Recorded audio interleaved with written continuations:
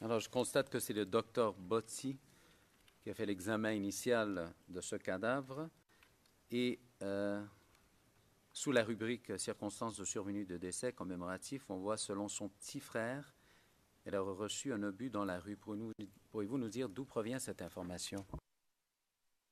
Comme toujours, cette information provenait de la personne qui était venue retirer le certificat de décès.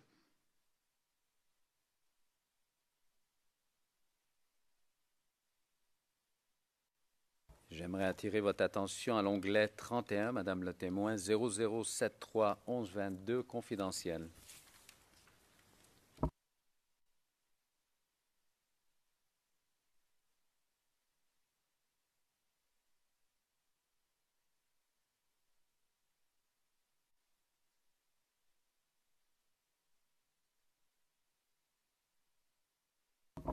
Alors, j'attire votre attention à la page 1124 où il est question de la conclusion. Est-ce que vous avez retenu la même conclusion que dans la fiche?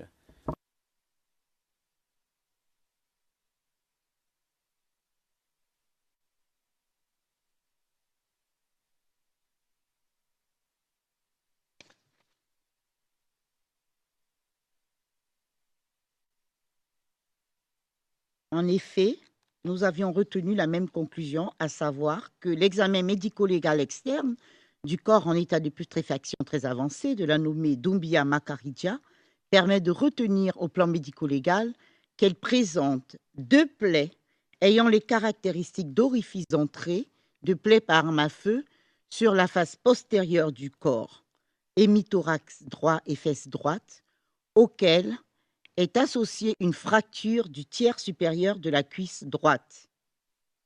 Les caractéristiques topographiques des orifices ont été consignées sur des schémas corporels joints à ce rapport.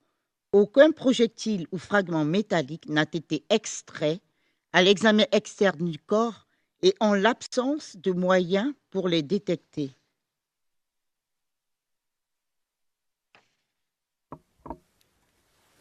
Merci, Madame la témoin. Je vais lire dans le dossier le numéro du dossier interfus de cette personne. C'est le 00370283 qui se trouve à l'onglet 12. Alors, Madame la témoin, si vous le voulez, on va regarder l'onglet 18. Il s'agit de 00731085 confidentiel.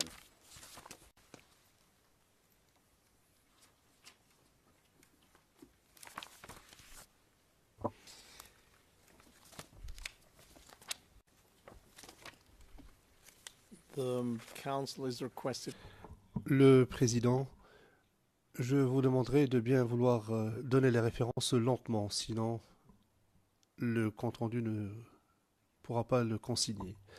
Monsieur Garcia, merci, Monsieur le Président.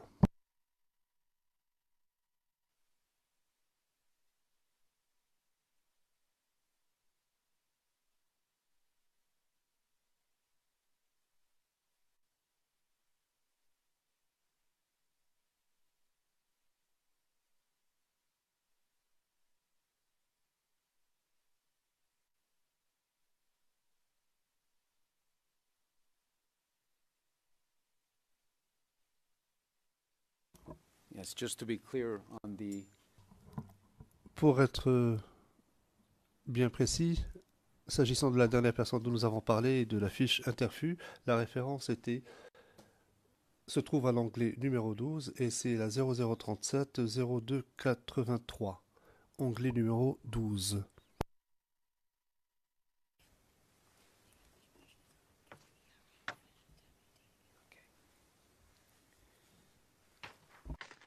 Alors, simplement que ce soit clair également, à l'onglet 18, le ERN, c'est le 0073 10 85.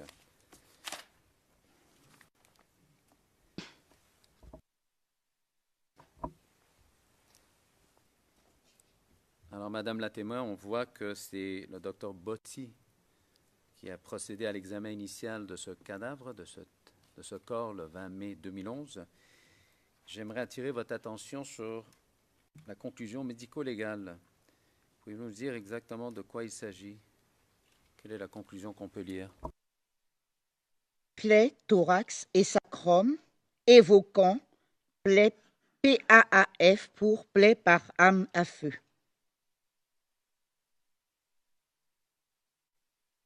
J'aimerais également attirer votre attention à l'onglet 27.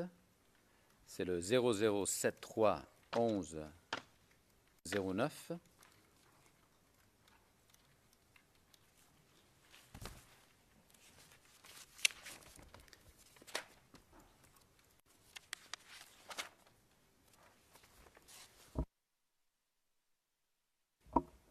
Alors, je vous réfère à la page 11.11 sous la rubrique conclusion, qui est la conclusion que vous avez, sur laquelle vous vous êtes mis d'accord pour cette personne.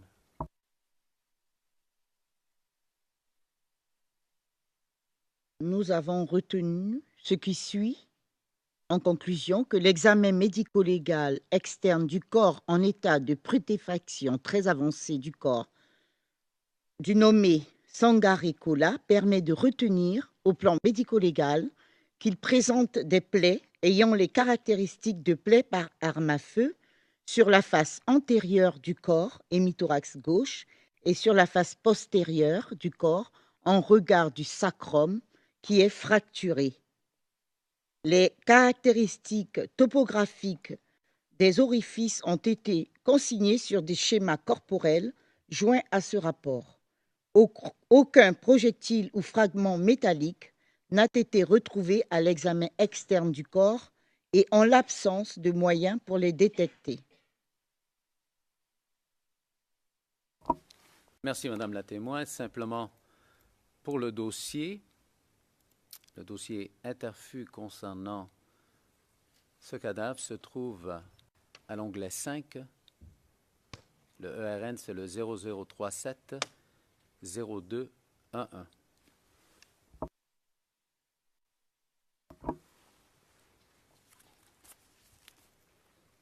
Alors, Madame la témoin, j'aimerais attirer votre attention à l'onglet 16. C'est le 0073 10 79.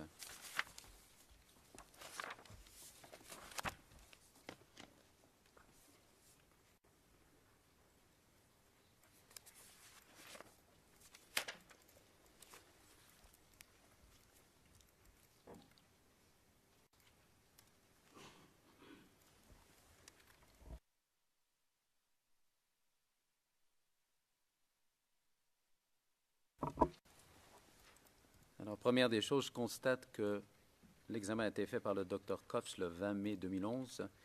Je constate également qu'il y a inconnu au début et par la suite le nom de la personne. Pouvez-vous nous dire comment cette personne a été identifiée?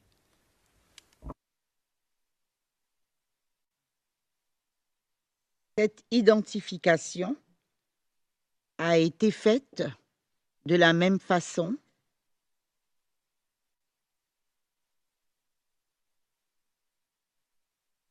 de même que toutes les caractéristiques la concernant qui ont été notées par la suite.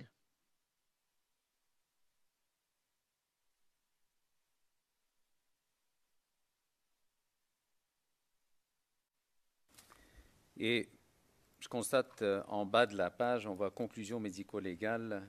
Quelle est cette conclusion? Et je vois également qu'il est indiqué TSVP. Que veut dire cela? Les conclusions au moment de l'examen, il s'agissait d'un éclatement de la boîte crâne avec des fractures du massif facial, associées du massif facial associé, notamment de parenthèse orbitre, maxillaire, et TSVP veut dire tournez s'il vous plaît.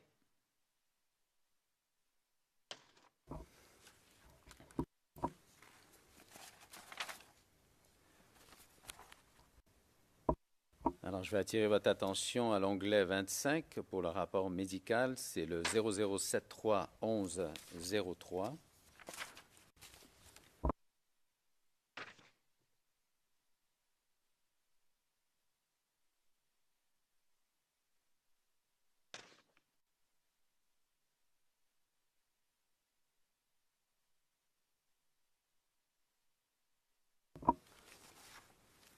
Alors, à la page 1103, au troisième paragraphe, quatrième, si je ne m'abuse, vous indiquez la manière dont cette personne a été identifiée. C'est exact?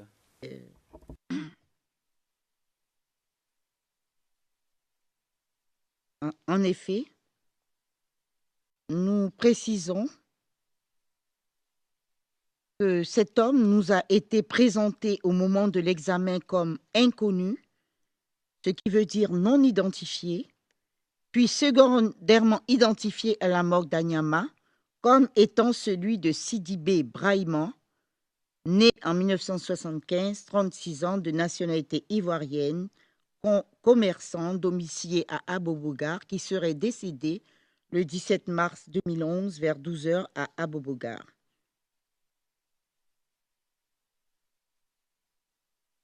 Alors, je veux simplement que ça soit clair lorsque vous parlez du fait que cette personne a été identifiée secondairement, juste pour que ce soit clair, est-ce que les membres de leur famille ou quelqu'un est venu vous demander un certificat de décès par la suite?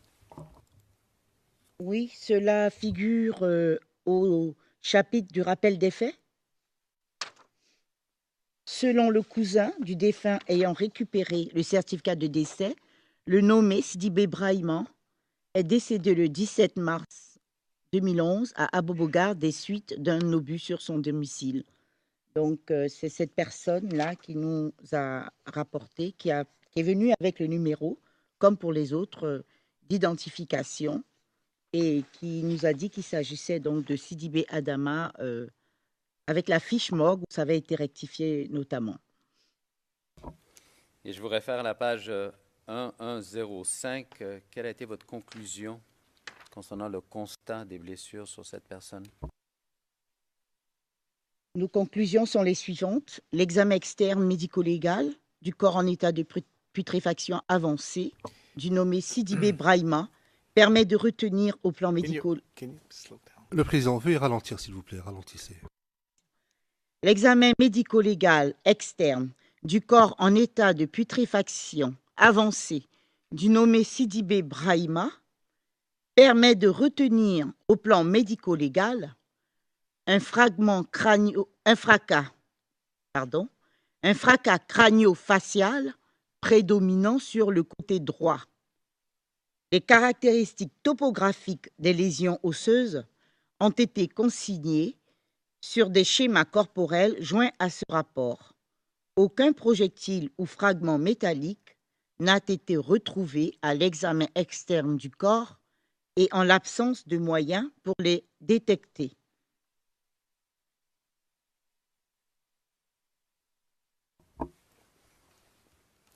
Merci, Madame la témoin.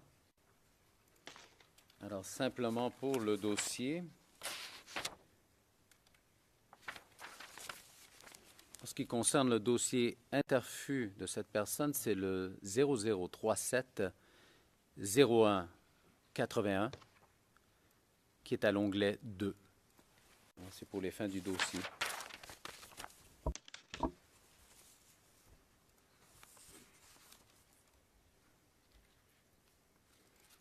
Alors, Madame la témoin, suite à avoir évidemment communiqué certains de ces rapports,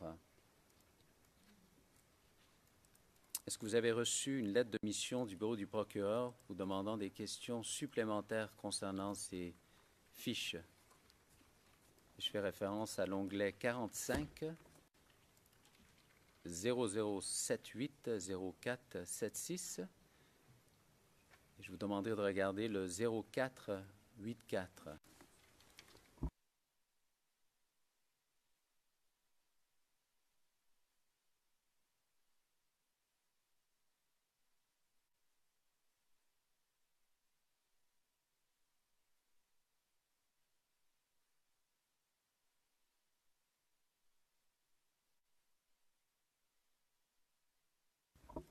Alors, si vous regardez la page 0484 jusqu'à la page 0487, est-ce que vous reconnaissez ce document, cette lettre? En effet, nous reconnaissons ce document qui nous a été adressé. Et pour les fins du dossier, Évidemment, il y avait des questions qui ont été posées de précision par l'accusation au niveau du procureur. Vous avez répondu à ces questions et on trouve la réponse. La première lettre du bureau du procureur est datée du 27 février 2015 à 0484. Votre réponse est datée du 5 mars 2015 et elle se trouve à la page 0476 jusqu'à la page 0483. Est-ce que c'est exact? Oui, monsieur le procureur. Merci. Je n'ai pas l'intention de vous reposer des questions par rapport à ces questions niveau réponse. Elles sont dans le dossier auparavant, mais j'ai l'intention de vous poser une question additionnelle. Je comprends que par la suite, il y a une question additionnelle du procureur qui vous est venue pour justement clarifier les termes que vous aviez utilisés, un terme que vous avez utilisé. Et j'aimerais que vous regardiez l'onglet 56. C'est le 0083 1322.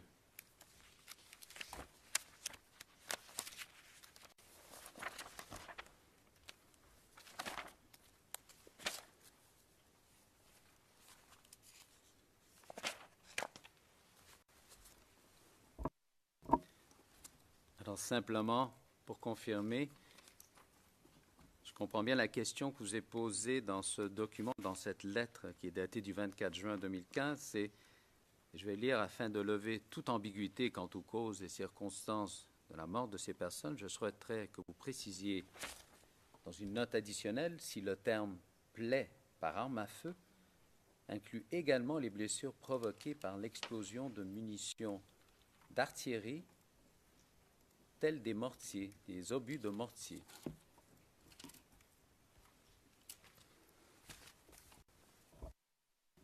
Vous vous rappelez avoir reçu cette lettre? Oui, nous avons bien reçu cette lettre. Et votre réponse se trouve à l'onglet 57. C'est le ERN 00831324. Pouvez-vous nous dire quelle a été votre réponse à cette question?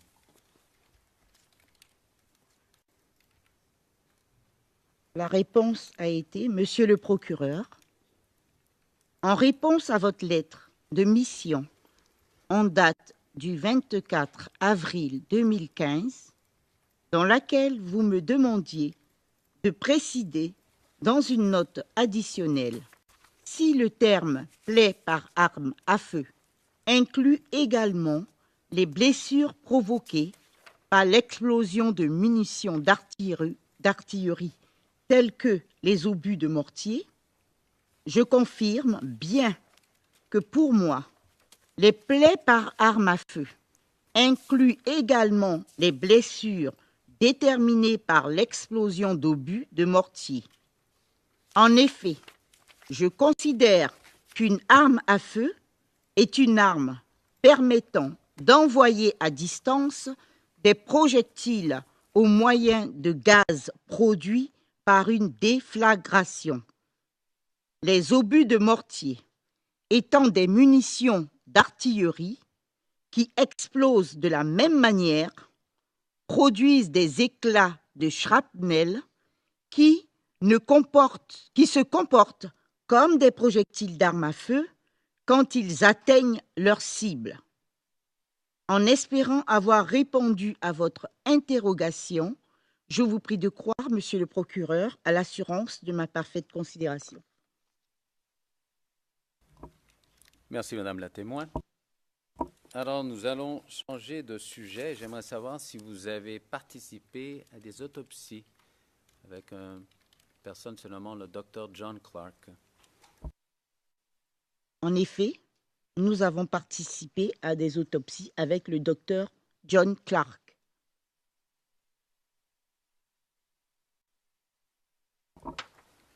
Avez-vous dressé un rapport avec le Dr. John Clark à la suite de ces autopsies? Oui, nous avons dressé un rapport conjoint à la suite de ces autopsies. J'aimerais vous amener à l'onglet 32, Madame la témoin, se trouve être pour les fins du dossier le 0077-0002.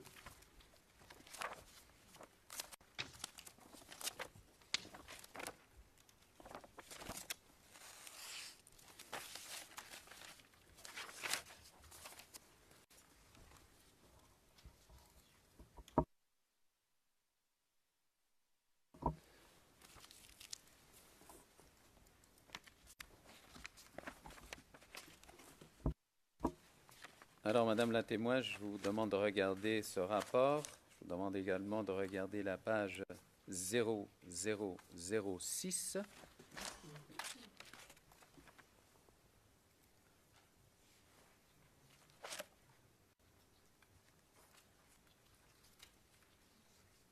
Est-ce que c'est un des rapports que vous avez signé avec le Dr. John Clark? En effet, il s'agit d'un de ces rapports. Vous avez eu l'occasion de lire le contenu de ce rapport? Évidemment, oui, j'ai lu le contenu du rapport et c'est ensuite qu'il a été signé. Vous êtes d'accord avec le contenu de ce rapport? Évidemment.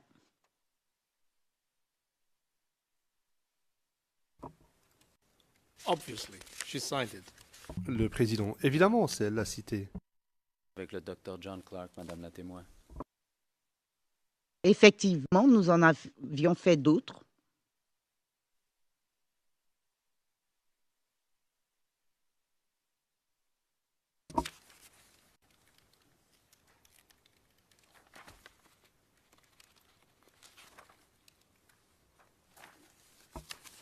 Alors, je vous demanderai, Madame la témoin, de regarder à l'onglet 49, le ERN 0081 0528.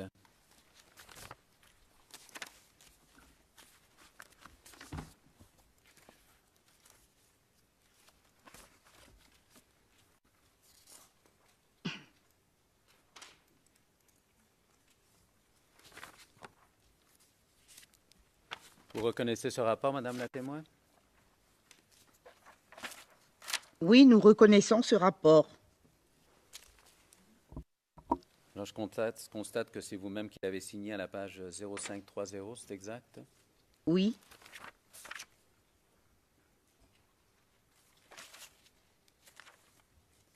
Merci. Je vous demanderai de regarder l'onglet 48.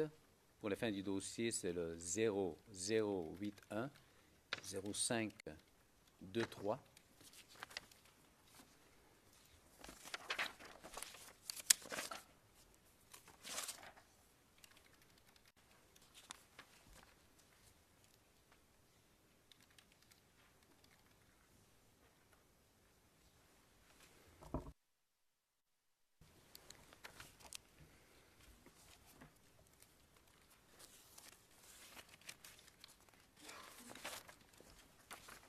Je vous demande de regarder la page 0526. C'est vous-même qui avez signé ce rapport?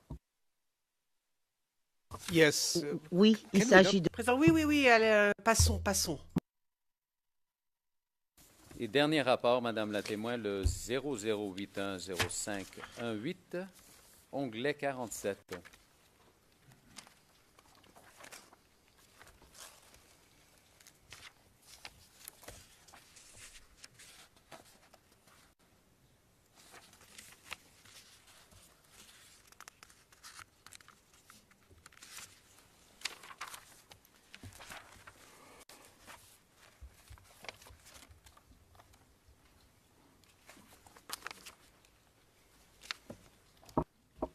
C'est bien votre rapport également? Oui,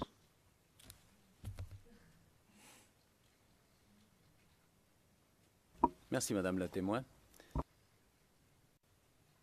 Monsieur le juge, j'en ai fini avec mes questions, mais j'aimerais simplement noter au dossier une information pour la Chambre, si vous permettez.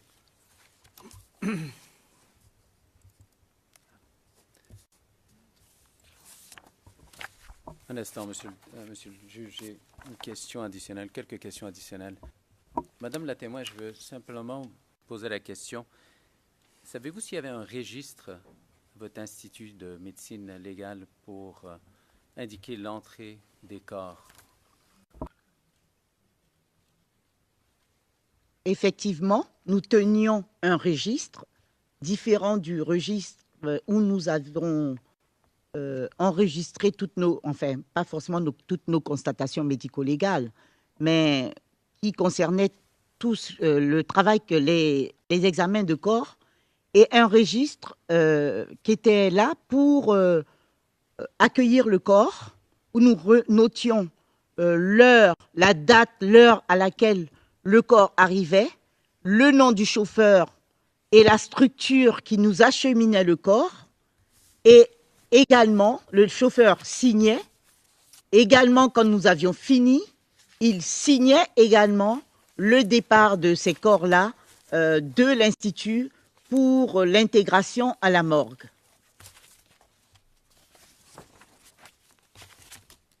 Seriez-vous en mesure de reconnaître un de ces registres, si vous le voyez? Je vais essayer.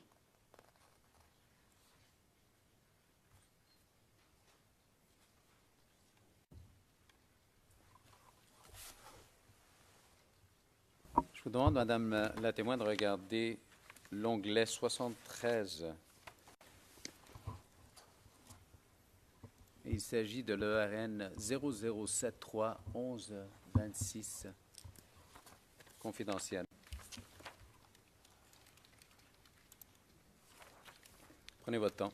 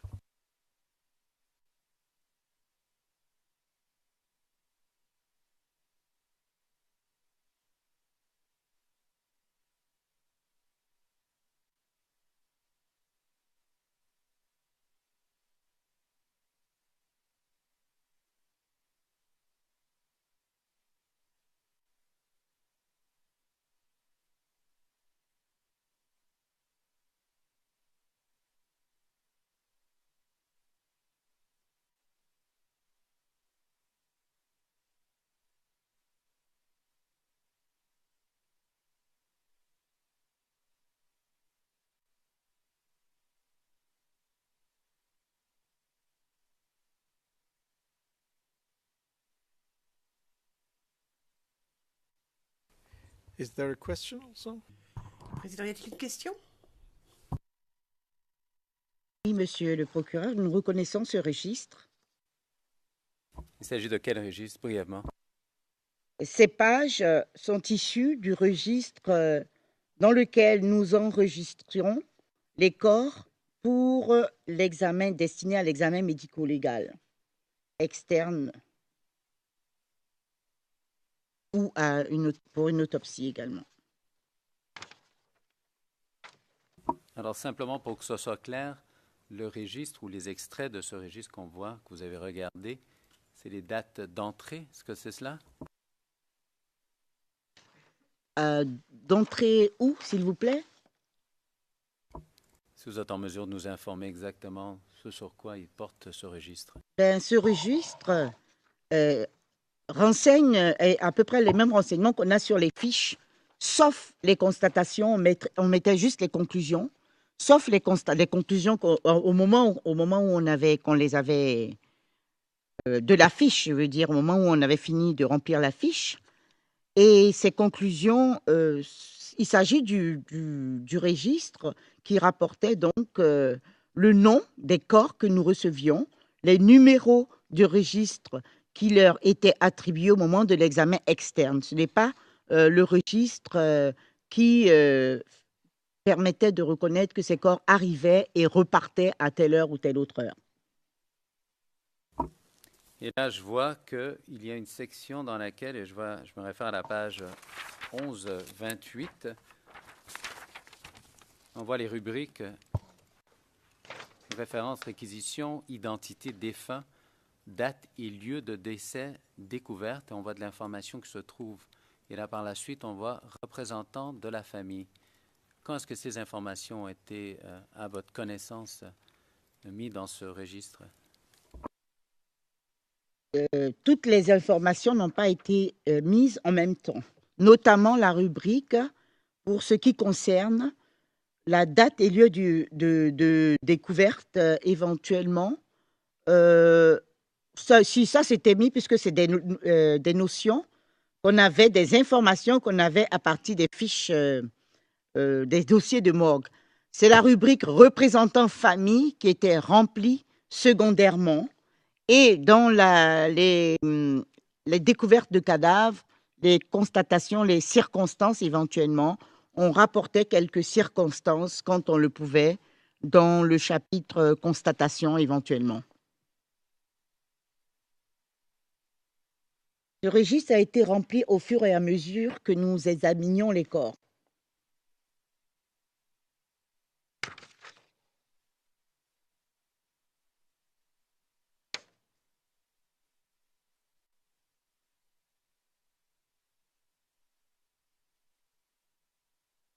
Merci, Madame la témoin. Je n'ai pas d'autres questions pour vous.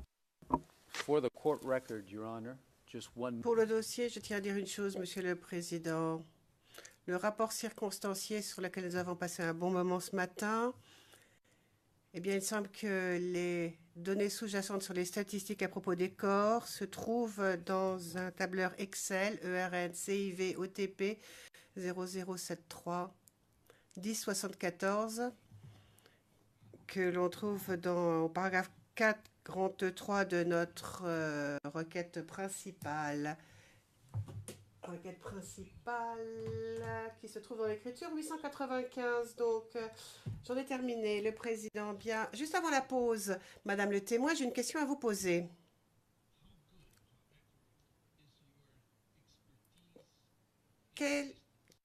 Êtes-vous une experte en balistique? Avez-vous des connaissances en balistique? Avez-vous suivi des cours en balistique ou est-ce que vos connaissances en balistique ne résultent-elles que de vos travaux en tant que médecin légiste? Merci, Monsieur le Président. Dans le cadre de notre formation en médecine légale, nous étudions la balistique lésionnelle, c'est-à-dire le comportement du projectile ou de l'agent vulnérant sur le corps. La balistique comprend trois domaines. La balistique des munitions, que nous n'étudions pas. Nous connaissons, nous avons des connaissances sommaires pour ça, la balistique des munitions. La balistique également du mouvement de la munition, de l'arme, et du mouvement de la munition dans l'air. Mais la balistique terminale, qui est la balistique lésionnelle, relève de la médecine légale. C'est celle-là que nous avons étudiée, que nous connaissons. Thank you very much. Now, Merci beaucoup. Maintenant, pause déjeuner. Et cet après-midi, nous reprendrons à 14h30 et nous donnerons la parole aux représentants légaux des victimes pour vous poser des questions. Et ensuite, l'une des deux équipes de la défense.